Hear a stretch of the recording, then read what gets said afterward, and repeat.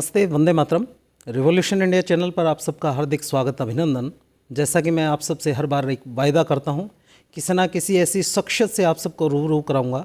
तो आज हम मौजूद हैं चौधरी रणवीर सिंह विश्वविद्यालय जींद में, और हमारे साथ मौजूद हैं रजिस्ट्रार चौधरी रणवीर सिंह विश्वविद्यालय जींद, प्रोफेसर लवलीन मोहन जी। मैडम, आपका हार्दिक स्वागत, अभिनंदन रिवॉल्यूशन इंडिया चैनल। नमस्कार। आपकी जो रजिस्ट्रार पद तक की यात्रा, उस यात्रा के बारे में हमारे दर्शकों को आप बताएं। जी,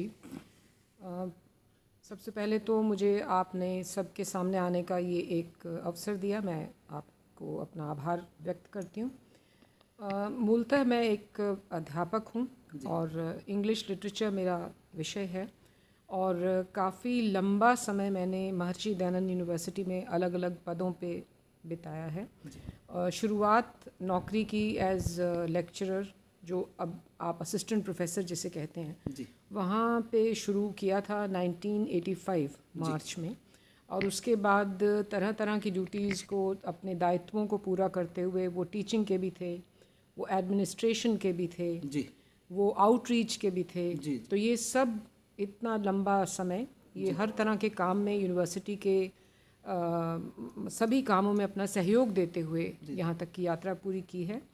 और मैं ये ज़रूर बताना चाहूँगी कि नॉर्मली इंग्लिश लिटरेचर जब आप कहते हैं तो ऐसा लगता है कि जो सिलेबस में कुछ एक पोएम्स हैं, कुछ एक आधा कोई नावल है, कुछ ड्रामा, ऐसा नहीं था। क्योंकि महर्षि दयानंद विश्वविद्यालय एक पुराना विश्वविद्यालय है स्टेट का, तो इसलिए वहाँ पे जो इंग्लिश भाषा का स्वरूप है वो बहुत विभिन्न है। जैसे कि आप इंग्लिश जो पास कोर्स में पढ़ाते हैं वो अलग है, जो आप ऑनर्स में पढ़ा रहे हैं वो अलग है, पीजी क्लासेस को पढ़ा रहे हैं वो अलग है। फिर मानिए कि कुछ एस्पिरेंट्स वहाँ पे आते हैं, क्योंकि वहाँ पे करियर एंड कंपटीशन सेल भी है। तो जो बच्चे आते हैं तो वो मानिए एचसीएस की तैयारी कर रहे हैं, किसी स्टेट सिविल सर्विस की तैयारी कर रहे हैं, नेट की तैयारी कर रहे हैं, एनडीए की कर रहे हैं। तो ये अलग अलग लेवल्स पे अलग अलग तरह से भाषा को पढ़ाने का भी जो सौभाग्य है वो मुझे एज ए टीचर प्राप्त हुआ। एडमिनिस्ट्रेशन, जैसे कि मैंने आपको बताया, तो कहीं ना कहीं शुरू से ही एडमिनिस्ट्रेटिव प्रशासनिक जो दायित्व हैं वो भी मिले हैं। मंच संचालन हमेशा से ही मेरा शौक़ रहा है, और भाषा के प्रति मेरा बहुत ज़्यादा मेरी श्रद्धा है। सिर्फ नौकरी नहीं है, ये मेरे लिए एक बहुत गौरव का विषय भी है कि इंग्लिश भाषा जो है वो मेरी आजीविका की भाषा, और हिंदी मेरी मातृभाषा है, और संस्कृत भी मैं अपना काम चला लेती हूँ, इतना मैं ज़रूर जानती हूँ।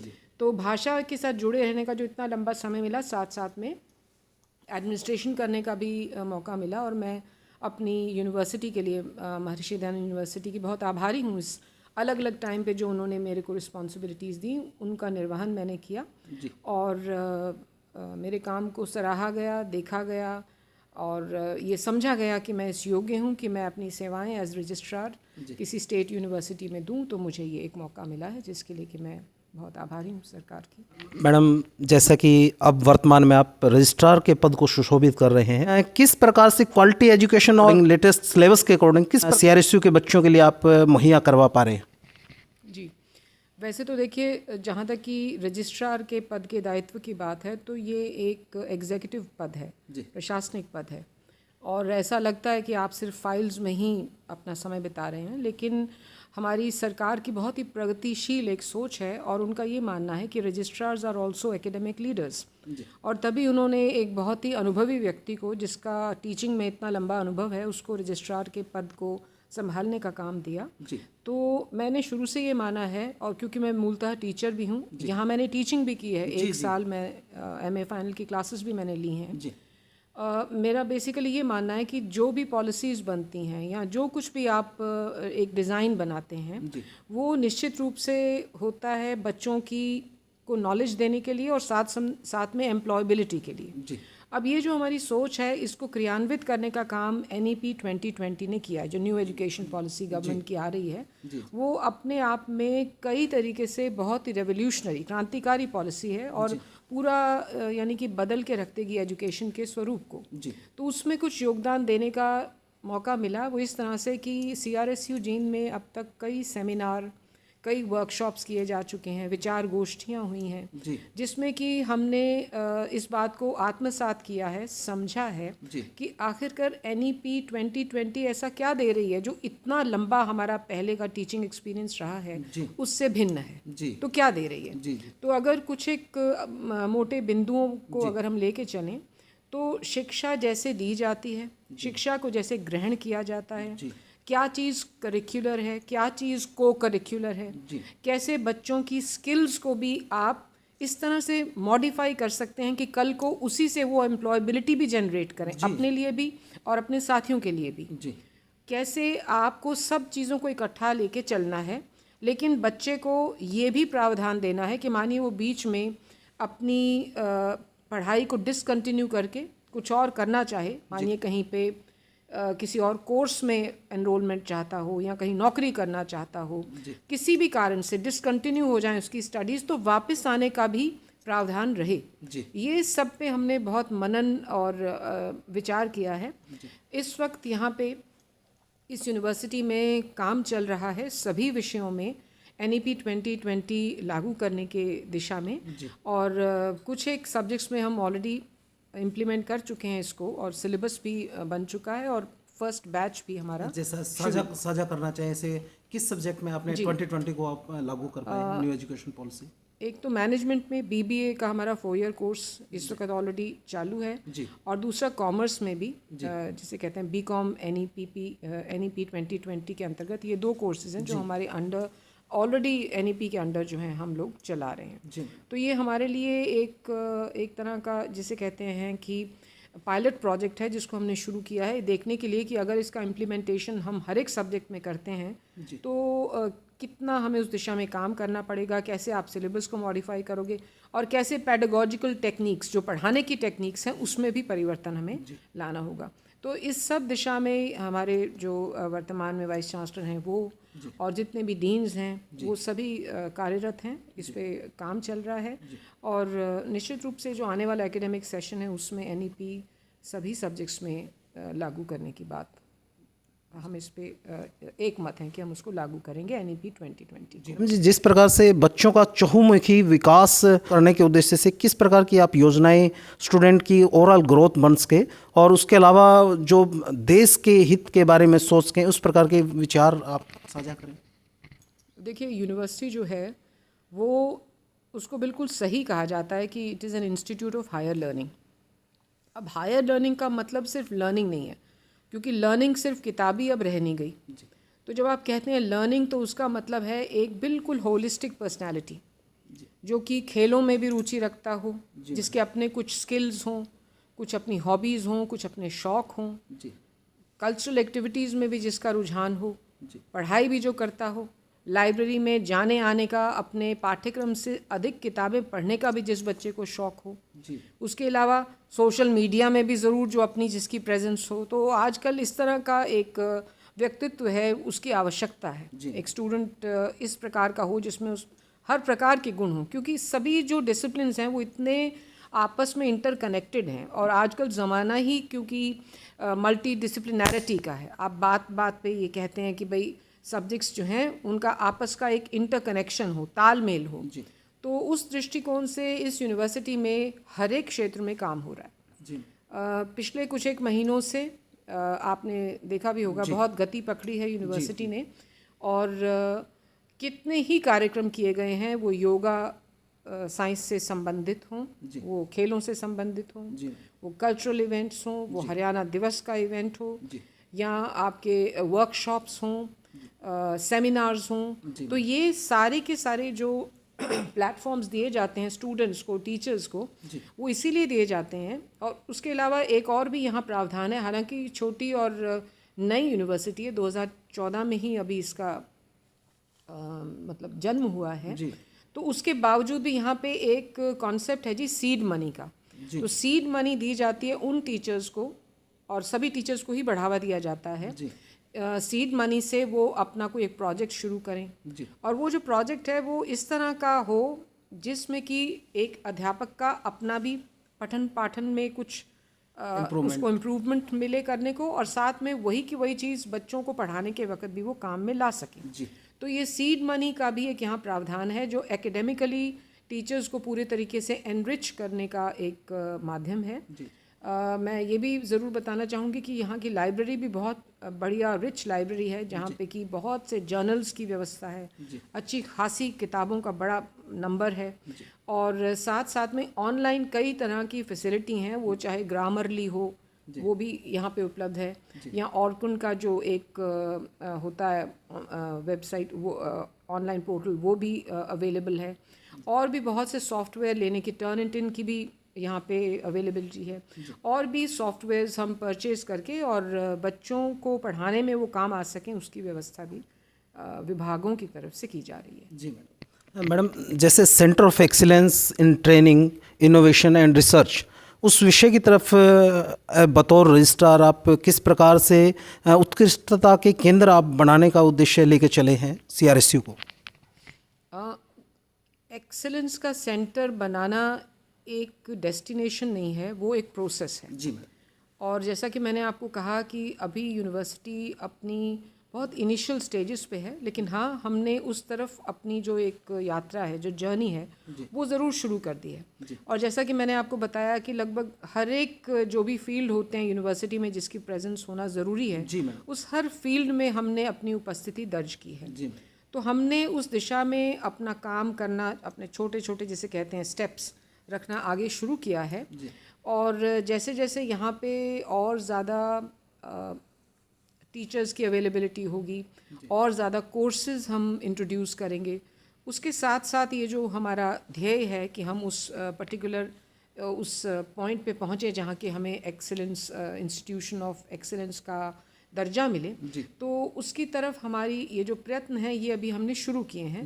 निश्चित रूप से समय लगता है अपनी एक ब्रांड वैल्यू इस्टेब्लिश करने में, उस जगह तक पहुंचने में, और फिर वहाँ पहुंचना भी, वहाँ रुकना नहीं होता है, उससे और आगे बढ़ना होता है, उसको मेंटेन करना होता है, उसको बढ़ाना होता है। तो उस दिशा में हमारा अभी काम शुरू हुआ है, लेकिन अभी थोड़ी इनिशियल स्टेज है और हम काम करते रहें, ऐसी ही मेरी एक शुभकामना है अपने इस पूरे परिवार के लिए। मैडम, जैसे आपने अभी चर्चा में बताया कि ऑनलाइन आपने यूनिवर्सिटी पोर्टल को ऑनलाइन करने का प्रयास किया गया है, तो ऑनलाइन और क्या क्या ग्रीवेंसेस हैं स्टूडेंट्स की, या लाइब्रेरी ऑनलाइन है, उसको वर्ल्ड के किसी कोने से एक्सेस करने की बात है, उसके बारे में दर्शकों को आप साझा करें। जी ज़रूर। हमारी सरकार का ये एक और बहुत प्रगतिशील सोच है कि आप डिजिटल करें हर अपनी जो भी व्यवस्था है उसको। तो उसी सोच को आगे बढ़ाते हुए इस यूनिवर्सिटी ने लगभग अपने सभी रिसोर्सेज को डिजिटलाइज किया है।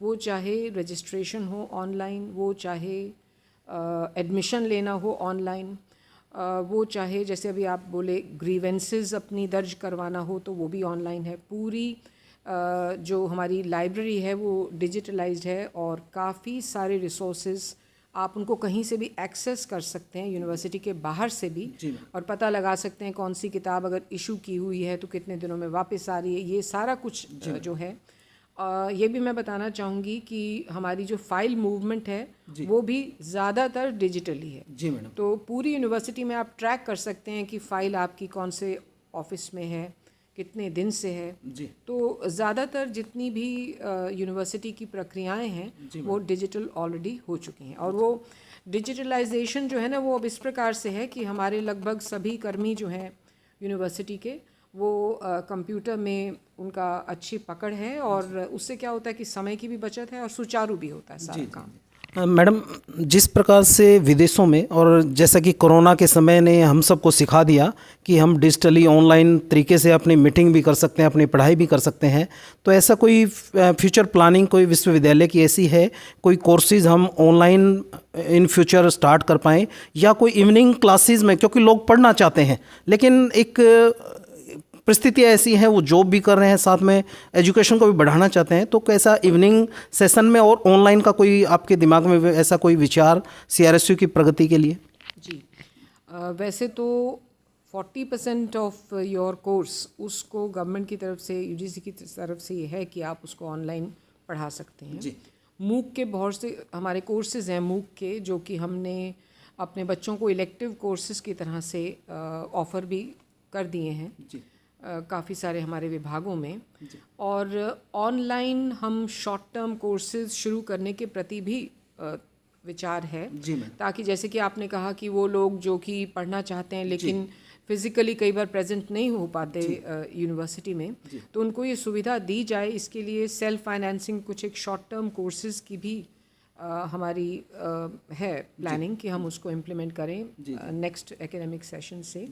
और एक जो और मैं ज़रूर बताना चाहूँगी कि CRSU जीन की तरफ से skill centre for skill development की भी योजना बनाई गई है। जी मैडम। और इसके अंतर्गत बच्चों को, वो चाहे सॉफ्ट स्किल्स हों चाहे लाइफ स्किल्स हों, या कुछ बच्चों को प्रोफेशनली ट्रेन करना कि वो आर्मी की जितनी भी सर्विसेज हैं उसमें जा सकें। जी। तो इसके लिए हम एक नया सेंटर भी शुरू करने जा रहे हैं। जी मैडम। और कोशिश यही रहेगी कि क्योंकि हरियाणा तो देखिए बहुत मतलब मशहूर है इस चीज़ के लिए, यहाँ के प्लेयर्स के लिए और यहाँ के सेनानियों के लिए, तो हम भी कुछ जांबाज बच्चे यहाँ से तैयार करके भेज चुके हों जो कि एकेडमिकली भी क्वालिफाइड हैं क्योंकि वो किसी न किसी कोर्स में एनरोल्ड हैं, और साथ साथ में अगर मानिए कि वो अपना NDA का पेपर क्लियर कर पाते हैं तो वो सर्विसेज में भी अपना योगदान दे पाएँ। इस प्रकार की भी कोशिश इस यूनिवर्सिटी के द्वारा की जा रही है। जी मैडम। रिसर्च एंड डेवलपमेंट किसी कोई बड़ी बड़ी इंडस्ट्री या इंस्टीट्यूशन के साथ आपका कोई कोलैबोरेशन चल रहा है या फ्यूचर प्लानिंग है इस प्रकार से जो हमारे रिसर्च एंड डेवलपमेंट के क्षेत्र में उन्नति का मार्ग प्रशस्त कर सके? यूनिवर्सिटी जो जैसा कि आपको बताया अभी, ये उसका एक बहुत ज़रूरी आयाम होता है कि आप रिसर्च कर रहे हैं। यूनिवर्सिटी इसीलिए कॉलेज से और किसी भी और शिक्षण संस्थान से अलग मानी जाती है। तो निश्चित रूप से रिसर्च के प्रति हम लोग बहुत ज़्यादा डिवोटेड हैं, डेडिकेटेड हैं। मैं तो ये भी बताना चाहूँगी कि मेरी अपनी भी एक किताब है जो कि शॉर्टली आ रही है, अभी पब्लिकेशन के लिए दी हुई है मैंने, वो भी आएगी पब्लिक डोमेन में। क्या नाम है उस किताब का, अगर साझा कर पाएँ आप? जी, वो हमारे इंग्लिश लिटरेचर में एक फील्ड होता है इको फेमिनिज्म। दैट मीन्स कि इकोलॉजी को लेके जो वुमेन्स कॉन्शियसनेस है वो कैसे काम करती है। तो उस पे मैंने अध्ययन किया है कुछ एक नॉवेल्स और कुछ एक राइटिंग्स के आधार पे कि किस प्रकार से साहित्य जो है वो बहुत पहले से ये संदेश देता रहा है कि स्त्री का विशेष योगदान रहा है जितना भी इकोलॉजिकल बैलेंस है उसको बनाए रखने के लिए, और वो उनके स्वभाव में बहुत अंतर्निहित है जिसकी वजह से वो करते हैं। इतना ही नहीं है, आज के युग में तो महिलाएं कोई फिजिस्ट के तौर पे, कोई बायोलॉजिस्ट के तौर पे, कोई अर्थशास्त्री के तौर पे इकोलॉजिकल अवेयरनेस को जनरेट करने का काम कर रही हैं। तो इस सब विषयों पे मेरी वो किताब है, क्योंकि मुझे UGC का एक प्रोजेक्ट मिला था, मेजर रिसर्च प्रोजेक्ट 2013 में, 2013-15 2 साल का प्रोजेक्ट मैंने किया था।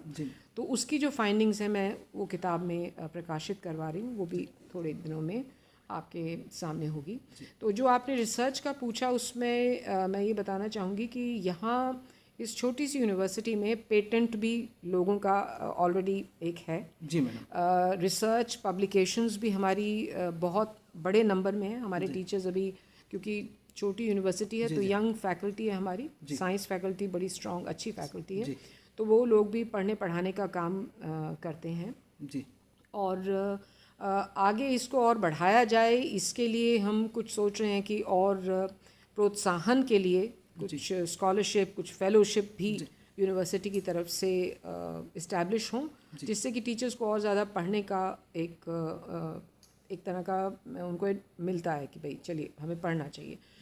एक और चीज़ जो है वो ये है कि वैसे तो हमारी कंट्री में बहुत रिसर्च होती है, मतलब वन ऑफ दोज कंट्रीज़ जिसमें कि रिसर्च या जो पब्लिकेशंस हैं, PhD की थीसिस हैं, शायद उनका नंबर विश्व में दूसरे तीसरे नंबर पे होगा। लेकिन इशू ये आता है कि जो रिसर्च आप कर रहे हैं वो कितनी सोशली रेलेवेंट है, जी। समाज को उससे क्या मिल रहा है, जी।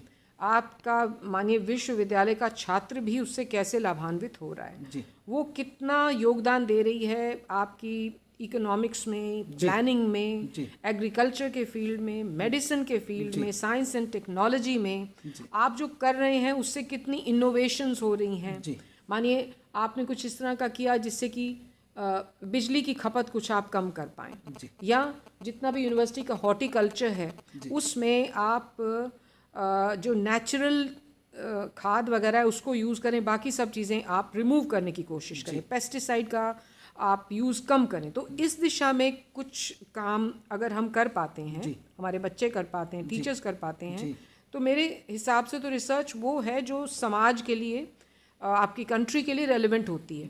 क्योंकि यूजीसी देती है आपको, या अलग अलग जो बॉडीज़ हैं वो जब आपको ICSSR देता है, जो साइंस एंड टेक्नोलॉजी की जो अलग अलग हमारे विंग्स हैं वो लोग प्रदान करती हैं, तो ऑब्जेक्टिव ये होता है कि कोई इंडिविजुअल जो उस स्कीम से लाभान्वित हो रहा है उसका फ़ायदा वो समाज के साथ भी साझा करें। तो इस दिशा में भी हमारी सोच है कि हम यहाँ काम करें, हमारे टीचर्स भी और बच्चे भी, जिससे कि डायरेक्टली समाज के साथ आप कुछ मतलब जुड़ भी पाएँ और कंट्रीब्यूट भी कर पाएँ, और जो समाज, जो सरकार आपको पैसा दे रही है उसका ये भी लगे कि जी हमने उसको पर्सनल एडवांटेज के लिए नहीं यूज़ किया, बल्कि सोसाइटी के लिए यूज़ किया है, फॉर इम्प्रूविंग जो आपकी लाइफ है उसका जो लेवल है उसको इम्प्रूव करने के लिए, लिविंग के लेवल को इम्प्रूव करने के लिए, एनवायरनमेंट में सुधार लाने के लिए। तो इस प्रकार की कोशिशें भी हमारी तरफ से रहेंगी। जी मैडम, क्योंकि आपका विषय स्टार्टिंग से इंग्लिश विषय रहा है और जींद पिछड़ा हुआ इलाका कहलाया जाता है, यहाँ हमारे युवाओं में ऊर्जा की कोई कमी नहीं है, उनमें टैलेंट की भी कोई कमी नहीं है। उनको कम्युनिकेशन स्किल एक फैक्टर ऐसा है जिसकी वजह से वो अपने एक्सप्रेशन नहीं कर पाते भाव को। करके आपके इस अनुभव का कोई इस प्रकार से हम उम्मीद करें कि कम से कम आप जब तक यहाँ इस पद को सुशोभित कर रहे हैं तो जींद के लोगों को खासकर इस इंग्लिश के क्षेत्र में, कम्युनिकेशन स्किल के क्षेत्र में कुछ विशेष मिलने जा रहा है, ऐसा कुछ विचार? देखिए, जैसे मैंने आपको भी बताया कि हम तो यहाँ पे एक सेंटर शुरू करना चाहते हैं बच्चों के लिए ही, जो कि स्किल डेवलपमेंट सेंटर है, और सॉफ्ट स्किल्स का भी उसमें काफ़ी बड़ा पार्ट रहेगा। थोड़ी सी बात यह है कि लैंग्वेज जो एक ऐसी चीज़ है जो कि आपको, या तो आप उस एनवायरनमेंट में पैदा हुए तो आपको स्वाभाविक रूप से वो आती है, और नहीं तो फिर आपको उसको एक्वायर करने के लिए प्रयत्न करना पड़ता है, और हेजिटेशन को थोड़ा परे रखना पड़ता है। इस बात के लिए तैयार रहना पड़ता है कि जब आप कुछ बोल रहे हैं तो शायद दूसरों को, जिनको समझ में नहीं आए, वो शायद आपका थोड़ा सा मजाक भी उड़ाएंगे, शायद आपके बारे में कुछ अपना विचार भी देंगे। तो ये बहुत से साइकोलॉजिकल इश्यूज भी हैं हमारी इस छोटी सी जगह पे, जो कि मैंने MDU में भी देखा था कि रहते थे। तो पहली तो बात ये है कि बच्चों के अंदर ये कॉन्फिडेंस जनरेट करने की कि ये एक भाषा है, जैसे आप बाकी भाषा बोलते हो वैसी ये भाषा है, और इसको आप थोड़ा सहज होके अगर लें, इसको ऐसे कोई हवा बना के ये समझ के कि भाई ये तो मेरी पहुंच से ही परे है, यहाँ कुछ ही परिवारों के जो बच्चे हैं वो बोल सकते हैं, ये सब भावना अगर आप एक तरफ रख के एक भाषा की तरह से इसको समझने की और इसको अपनाने की कोशिश करें, तो ये बहुत ही सुंदर, जैसे कि सभी कोई भी भाषा है उसी भाषा, किसी भी भाषा की तरह बहुत सुंदर है। और मेरा तो ये मानना है कि इंग्लिश नहीं, इवन जब हम हिंदी बोल रहे होते हैं, संस्कृत बोल रहे होते हैं, किसी भी भाषा में शुद्धि होना ज़रूरी है। शुद्धि चाहिए, और साथ साथ में थोड़ा ध्यान रखने की ये भी ज़रूरत है कि मैं जींद में अगर एक बात कर रही हूँ, अपने स्टूडेंट से बात कर रही हूँ, तो ज़रूरी नहीं है कि मैं हर एक शब्द मेरा बिल्कुल वैसा ही मैं बोलूँगी जैसे कि कोई ब्रिटिशर बोल रहा है। कई बार आपको जिस जगह आप हैं उसमें थोड़ा सा अपना कम्युनिकेशन मॉडिफाई भी करना पड़ता है, लेकिन हाँ, आप बच्चों को धीरे धीरे स्टेप वाइज उस स्टेज पे लाएं जबकि वो अगर जाके नेशनल लेवल पे, इंटरनेशनल लेवल पे कम्युनिकेट करते हैं तो वो अपने आप को किसी तरह से पीछे ना समझें, वो बिल्कुल कॉन्फिडेंट हों और अपनी बात सहज तरीके से दूसरों के सामने रख पाएं। छोटी जगह से बच्चे बहुत आगे निकल के जाते हैं, मैं खुद इस बात को पूरे तरीके से मानती हूँ। हमने बहुत ही रिमोट एरिया से आए हुए बच्चों को भी शिक्षा दी है, और वो इतना आगे निकलते हैं कि कई बार जब लाइफ में बड़े होने के बाद वो आपको मिलते हैं तो ऐसा यकीन नहीं होता कि ये वही बच्चा है। तो उसमें थोड़ा सा कंट्रीब्यूशन बच्चे की तरफ से, उनके परिवार की तरफ से हम सभी से अपेक्षा करेंगे, लेकिन हाँ, बच्चे की तरफ से सेल्फ मोटिवेटेड होना ज़रूरी है। और बाकी एज टीचर कभी भी कोई कमी हमारी तरफ से नहीं रहेगी। एज एन इंस्टीट्यूशन हम बिल्कुल बच्चे के सारे इंटरेस्ट को प्रमोट करेंगे। मैडम, जिस प्रकार से आपने सारे विषयों को बड़ी बारीकी से हमारे साथ चर्चा में साझा किया है, जो बच्चे CRSU में पढ़ रहे हैं और जो बच्चे इस CRSU यूनिवर्सिटी के अंदर दाखिला लेना है, जिनका उद्देश्य है, उन बच्चों के लिए आप इस संदेश जो मैं तो ये बताना चाहूँगी बच्चों को कि 2 चीज़ें आपने पूछी, एक तो जो लेना चाह रहे हैं एडमिशन और जो ऑलरेडी यहाँ पे एडमिटेड हैं। जी। देखिए, ये दोनों स्थितियाँ हमने भी देखी हैं, क्योंकि स्टूडेंट लाइफ से तो सभी लोग निकलते हैं। तो जब आप एडमिशन लेना चाहते हैं किसी जगह पे, तो निश्चित रूप से उस जगह की कोई अपनी ब्रांड वैल्यू होती है जिससे कि आप प्रभावित होते हैं, या ऐसा आपको लगता है कि ये पर्टिकुलर विषय मैं वहाँ पढ़ूंगा तो मेरे लिए अच्छा रहेगा। तो आपको मैं एश्योर करना चाहूँगी कि यहाँ पे आपको पूरी फैसिलिटीज़, वो चाहे टीचिंग में हों, चाहे व्यवस्था की हों, इंफ्रास्ट्रक्चर की हों, लाइब्रेरी की हों, खेलों की, सब यहाँ पे आपको उपलब्ध होंगी। तो इतने रिमोट में छोटी जगह पे भी CRSU जींद जैसी एक यूनिवर्सिटी सरकार ने जो अपनी एक बहुत ही प्रगतिशील सोच के आधार पे इसको इस्टेब्लिश किया है। आप बच्चे जो हैं ज़्यादा से ज़्यादा इस यूनिवर्सिटी में आएँ और आपको फ़ायदा हो, आपकी जो जीवन की यात्रा है वो सुखद हो, आप उस मकाम पे पहुँचें जहाँ पे कि आपने स्वयं अपने लिए कुछ सपना देखा है या आपके पेरेंट्स ने देखा है। तो ये तो उनके लिए जो कि यहाँ आना चाहेंगे, क्योंकि अब इतने विषय हमने नए भी डिपार्टमेंट्स खोले हैं, वो चाहे हिंदी का हो, चाहे पॉलिटिकल साइंस, लॉ भी आ रहा है, और भी बहुत से नए डिपार्टमेंट्स आने वाले हैं नेक्स्ट एकेडमिक सेशन में। तो आपके लिए संभावनाओं की तो कोई कमी है नहीं। अगर आप पढ़ने के लिए तैयार हैं तो आपको हमारी तरफ से कभी भी किसी तरह का कोई कमी नहीं मिलेगी। और दूसरा, जो बच्चे यहाँ पे ऑलरेडी हैं, मैं आपको बताना चाहूँगी कि यूनिवर्सिटी की ज़िंदगी जो है ना वो बहुत अलग होती है। जो बाहर की व्यवहारिक ज़िंदगी है वो बहुत डिफरेंट है। जी मैडम। तो यहाँ जब हम पढ़ाते हैं तो हम आपको अच्छी बातें, मूल्य, किस प्रकार से जीवन को ऑनेस्ट तरीके से, मेहनत से जीना है, वो बताते हैं। वो एक पहलू है।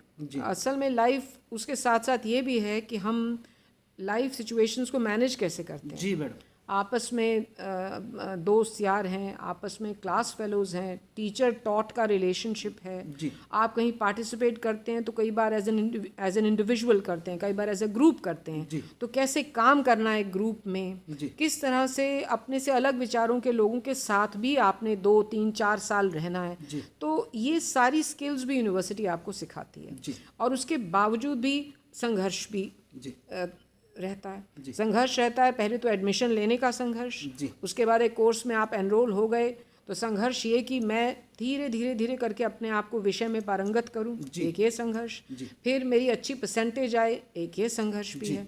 और फिर ये लंबी एक लड़ाई है, एक लंबी यात्रा है, जिसमें कि आप बहुत सारे आपके पास ड्रीम्स होते हैं जिनकी तरफ कि आप बढ़ते हैं। तो ये ध्यान रख के चलिएगा कि आप व्यवहारिक चीज़ें भी हैं जिनको आप सीख रहे हैं, आप शायद समझ नहीं रहे लेकिन सीख रहे हैं, और जो थ्योरेटिकल चीज़ें हैं जो कि किताबों से आप सीखते हैं वो भी हैं आपके सामने।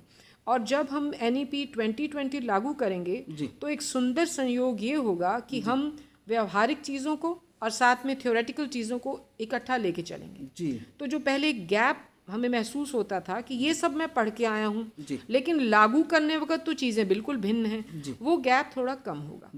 लेकिन उसके लिए हमारे बच्चे भी तैयार रहें, हम स्वयं भी तैयार रहें, हमारे अध्यापक गण भी तैयार रहें। ये सारी व्यवस्था मॉडिफाई होगी और आप इसका असर देखेंगे, आप इसका बहुत बढ़िया दूरगामी असर देखेंगे आने वाले समय में। मैडम, क्योंकि विश्वविद्यालय एक लंबे अरसे के लिए तैयार किया जाता है, तो जब कंस्ट्रक्शन का काम होता है, यहाँ क्वालिटी चेक कर के उद्देश्य से किस प्रकार से इसको चेक किया जाता है कि कहीं किसी प्रकार से कहीं कोई कोताही तो नहीं? जी, जो क्वालिटी चेक है वो हर लेवल पे होता है। कोई एक यूनिट, कोई एक भवन किसी पर्पस से ही बनाया जाता है। उससे पहले पूरा एस्टीमेट लगाया जाता है, ये देखा जाता है कि जिस पर्टिकुलर पर्पस के लिए इसको हम सोच रहे हैं कि बनाया जाए, कितनी उसमें लागत होगी, किस तरह से हम मानिए कि इकोनोमाइज कर सकते हैं कम पैसों में और एक अच्छी बिल्डिंग खड़ी कर सकते हैं।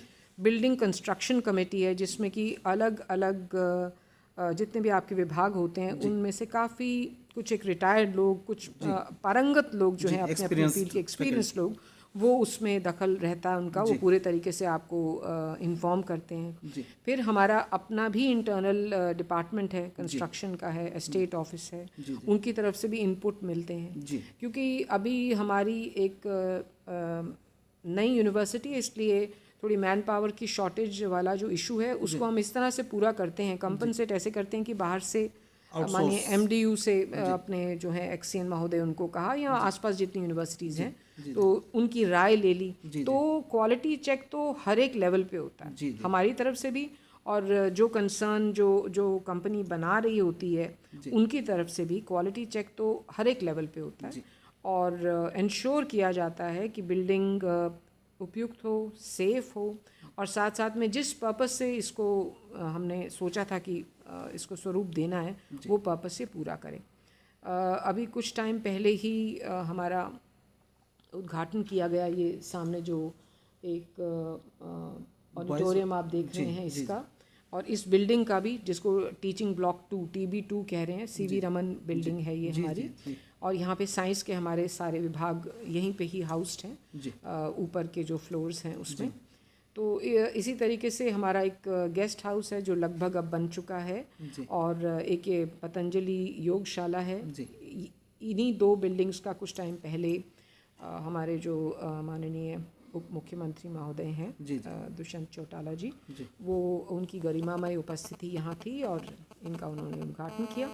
और हमारी लाइब्रेरी जो 7 मंजिली लाइब्रेरी है वो भी बन रही है, बनना अभी 23 तक 24 तक बनना उसका है कि हो जाएगी। और गेस्ट हाउस है जो कि नियर कंप्लीशन है।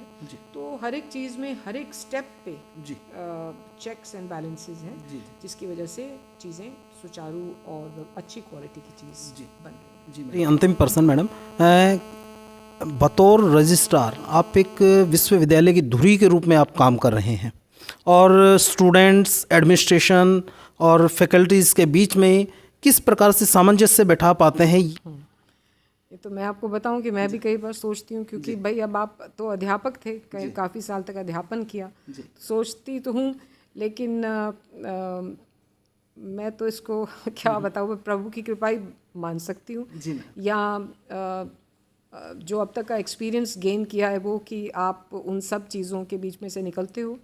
और नहीं, निश्चित रूप से हमारे साथी भी हैं, टीचर्स हैं जिनका सहयोग रहता है, वो बताते हैं, अपने अपने विचार व्यक्त करते हैं। हमारा नॉन टीचिंग बहुत ही मैं उसको पूरे तरीके से एक्नॉलेज करना चाहूँगी। नॉन टीचिंग का जो स्टाफ है वो बहुत मिल के काम करने वाला और हर स्टेप पे आपको सहयोग देने वाला, एक दूसरे का रिस्पेक्ट करने वाला, इस तरह का स्टाफ है। जैसे कि आप जानते हैं कि लेट आवर्स में भी कई बार बैठना पड़ता है, तो हमारे जितने स्टाफ में बच्चे हैं, ये हमारे क्लार्क्स हैं, डीलिंग हैंड, ये सब जब भी ज़रूरत हो तो हमेशा उपलब्ध होते हैं, जिससे कि आपको बहुत स्ट्रेंथ मिलती है। स्टूडेंट्स का भी ये है कि मैंने देखा है कि उनको जाके अगर आप एक तर्क देते हैं तो बच्चे पूरी बात आपकी सुनते हैं। इस तरह की उद्दंडता मैंने बच्चों में यहाँ पे नहीं देखी। बच्चे डिसिप्लिन्ड हैं और सिंपल बच्चे हैं, हार्ड वर्किंग हैं, लेकिन हाँ ज़रूर एक बात है कि उनको एक दिशा दी जाए, उनको सही तरीके से ट्रेन किया जाए तो कोई कारण नहीं है जिससे कि बच्चे पीछे रह जाएंगे। अभी भी समवेयर अराउंड 50 स्टूडेंट्स ने नेट और जेआरएफ क्वालिफाई किया, लगभग हर सब्जेक्ट में। तो हमारे लिए तो बहुत ही बड़ी उपलब्धि है, क्योंकि यूनिवर्सिटी का काम ही बेसिक्स कली तो यही है, एकेडमिक्स का है।